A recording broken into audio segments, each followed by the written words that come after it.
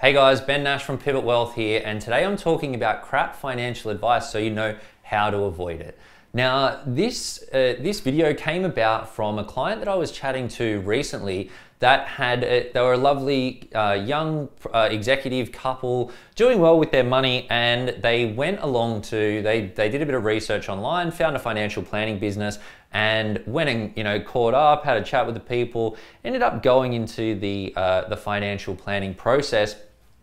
They paid us $10,000 for a financial plan from this company, and they went through this what seemed like a fairly rigorous process. We had a chat after they had gone through the process, when they'd received the actual formal financial advice, and they knew that something wasn't quite right.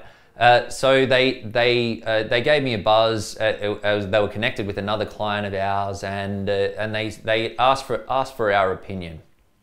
And look, what I found was that the process that they went through was a fairly rigorous one. There was a fair bit of education built in, which was great, and I love to see that. But the clients, when they got to the end, they knew in their gut that something wasn't quite right. And really, the core issue was with this advice is that it seemed as though that the advisor that they were working with had a specific agenda in mind in terms of where the choices that they wanted them to make, specifically around investments and to do with some property stuff off the back of their planning process. Now, I had a good chat to this client, and yeah, they seemed super lovely. They were talking me through what they did, and when I asked them a few questions, and when I dug a little deeper and I started doing a bit of online stalking of this company, what I found was that the company that they had engaged to do this financial advice was a company that was aligned with a bunch of other companies. So when they went and saw the financial advisor, the financial advisor was affiliated with a mortgage broker and an accountant and a property buyer's agent and a developer. And the short end of the advice was that they were telling these people to buy a couple of properties one via a self-managed super fund, one outside of super. But where there would have been a huge financial incentive for the company to do this, commission on the off-the-plan properties, setup fees for the self-managed super fund, mortgage broking commissions on the mortgages. And to me, this advice just didn't pass a sniff test. Personally, I didn't think it was the right moves for this person to be making at this time. And there was a bit of conflict between some of the things that they had said was important and some of the risks that they were going to be facing when if they did follow through the strategy. Now, thankfully, these guys reached out to me before they had implemented any of the advice. And look, it was lucky they did. We established that it wasn't the ideal issue, but for these guys, it was actually, it was quite a problem because one, they'd wasted $10,000 on a financial plan that wasn't going to work for them.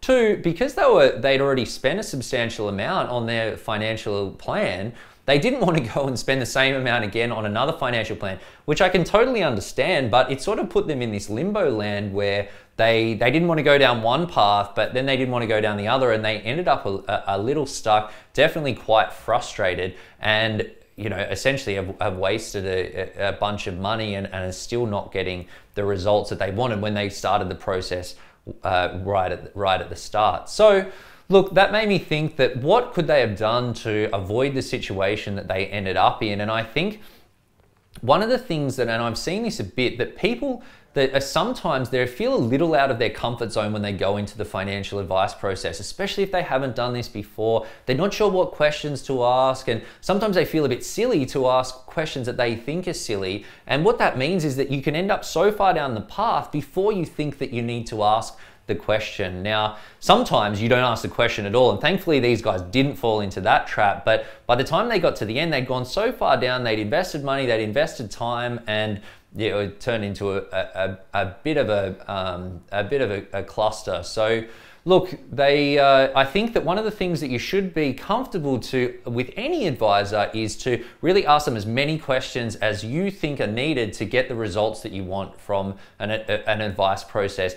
any advisor that's worth their salt should be able to just answer your questions and make you feel comfortable and get to a point where, yeah, you feel like they're on the level and the things that they are saying are making sense to you. They're passing the sniff test. The other big thing, and I think this is something that you should be saying way up front, is asking any advice company, how is it that you get paid?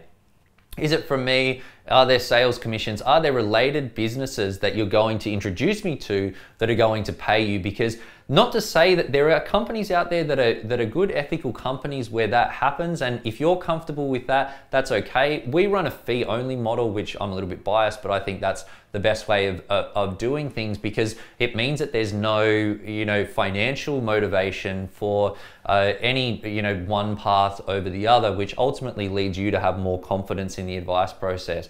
But look, regardless of that, you should just understand all of that stuff up front, so that then you can make an informed choice about whether it's the right business to help you, whether you're comfortable with the way that they're paid, and whether it fits with the sort of advice that you're wanting.